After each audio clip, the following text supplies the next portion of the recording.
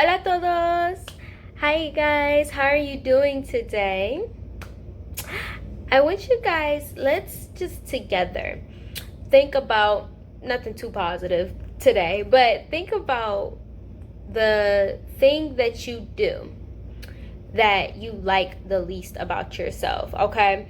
Be it whether it's you're controlling, or maybe you have anger issues, or maybe you have a low self-esteem, maybe you're very jealous or clingy, right? For me right now, I think my biggest thing is my daydreaming or my like I just make things more than what they are. I'm very quick because time goes very fast in my head. So, yeah. But, anyways, what if that thing that you just do not like about yourself, that you feel like is absolutely horrible, what if that wasn't a bad thing? Okay, now hear me out, because I'm not talking about the action, right? I want you guys to understand the difference between the action and the cause, because we have actions that we try to solve and improve, but the issue is the action isn't the problem. The action comes from the cause, and that is the problem, okay? But what if that cause actually wasn't a bad thing? It was just mismanaged. A lot of the things that we do, I'm starting to realize that it's not that is bad, but it's how we channel it, right? Because the same thing that can cause somebody to be a control freak and just real dominating, can cause somebody else to be an amazing leader. So let's give some examples and go to like the root of those things, and let's get to a point where we could see how we can not change that about us, because we were all made by God and we are beautifully and wonderfully made. So not necessarily change it, but use it the way that God intended for it to be used, okay? So, all right, so our first example is somebody who's controlling. And of course, everybody has different reasons for these actions. So that's why I'm just giving a basis and letting y'all hear how I work through this, so that y'all could look at what things y'all do that y'all don't like. Y'all could get to the root, and then you guys can properly manage it so that it ends up helping you versus hurting you, helping others versus discouraging others, or whatever, okay? So, for example, somebody who's controlling, I would know, because I definitely trying to figure out whether I should use was or am.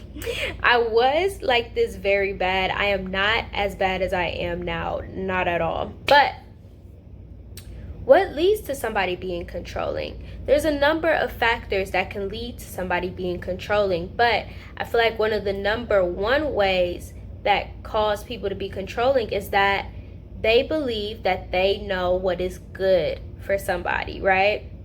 You already worked it out in your head, or you already experienced it, and because of that, you know this is what will be best for you. This is what will be best for this environment.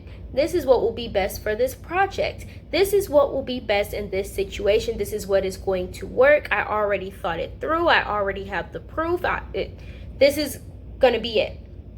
Okay, so this is the cause, right? This is at the root. You already know what is going to be best. However, now because of that, you lead to controlling, because you want it done this way, because you already know that's going to be best. So now you are calling other people names when they don't do it right, or now you aren't letting other people have a say, and now you are doing everything yourself and getting overwhelmed because you feel like in order for it to be done right, you have to do it. Okay, so now let's go back to that root and see how we could remanage this so that it ends up helping you, helping others, your team, your school, your family, whoever, and leading to good results. Okay. All right. So you see a problem, you know the perfect solution.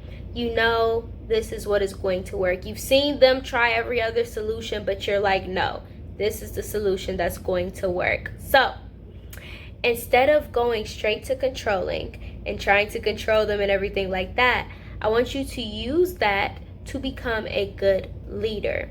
So now, instead of forcing people to do what you want them to do, you are gaining their trust and you're gaining their respect. And you are hearing them, you are making them feel heard before you try to feel heard yourself.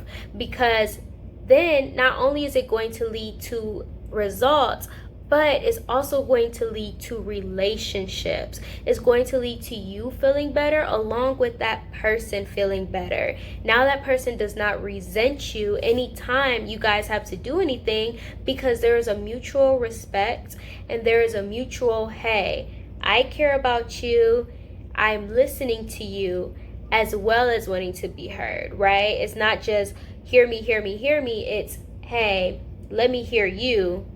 Cool.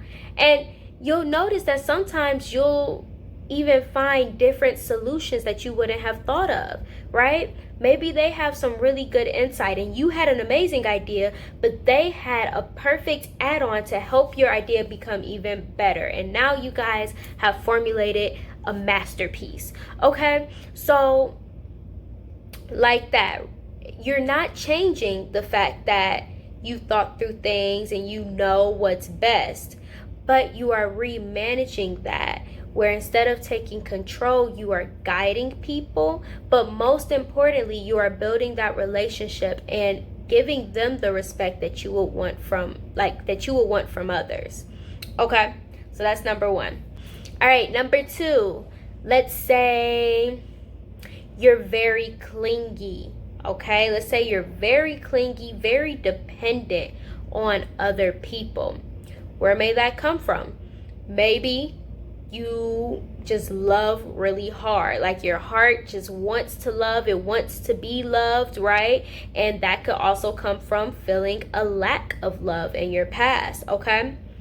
Now, is that a bad thing? No, it is not a bad thing that you love hard. It is not a bad thing if you are dealing with things from your past.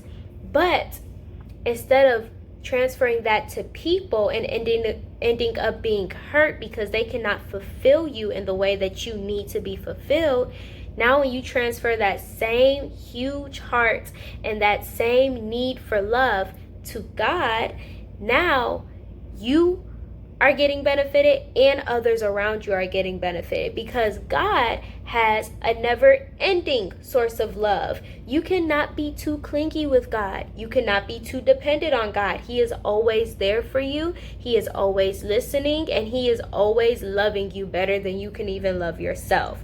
Okay? So because of that, He can completely fulfill you on the inside. So now you're feeling loved. You have an outlet for that love. And not only that, but now the people around you are affected because you feel so loved that you don't need to cling onto other people. You're not getting mad at other people when they don't meet your expectations. And you're feeling so loved that you can show your love in a healthy way to other people. Okay? I think I'm gonna do one more, and then from there we'll just do it like that. Okay, let's say you are very fearful.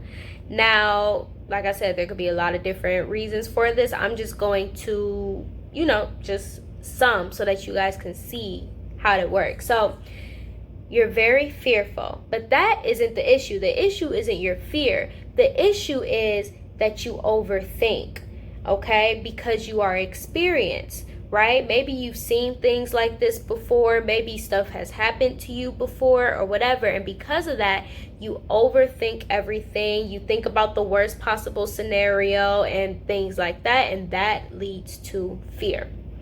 Okay? The fact that you have experienced things before and that you have been through things before, that is not bad, right? That is not the bad thing. The bad thing also is not the fact that you overthink, but it's how that is being managed, okay?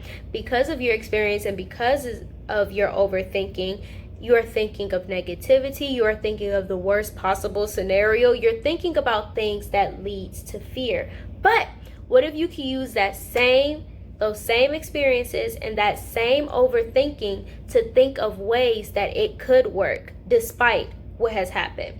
To think of ways that you can do it despite what has happened. To think of reasons why, even if you try and fail, it still doesn't matter because whatever, okay?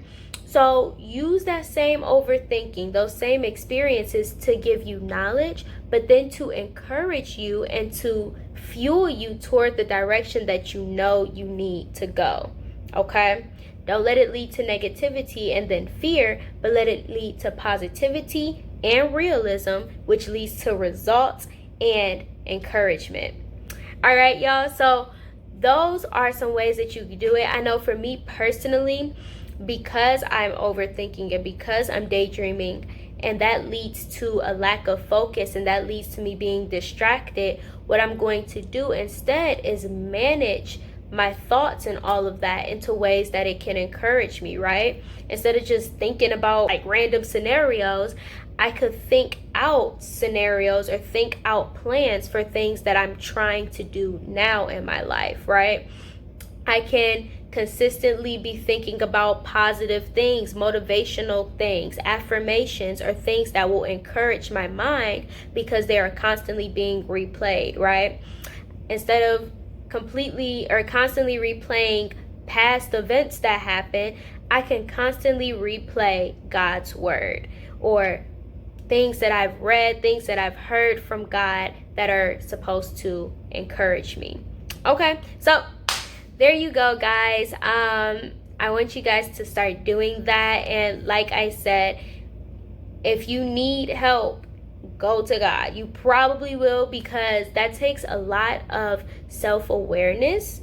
And self-awareness is hard. Sometimes you're not going to know why right off the bat because it's very deeply rooted down, especially if these habits are ones that you've had for a very long time. But you can do it. You can get to the bottom of it, and God knows you better than anyone. So of course you can ask him, and he will guide you through this process of how to remanage these things that you have about yourself, so that instead of them bringing you down, instead of them leading to bad results, you can use it for what God has intended it for, and you can see the beauty of what your personality is, of who God has created inside of you. Okay?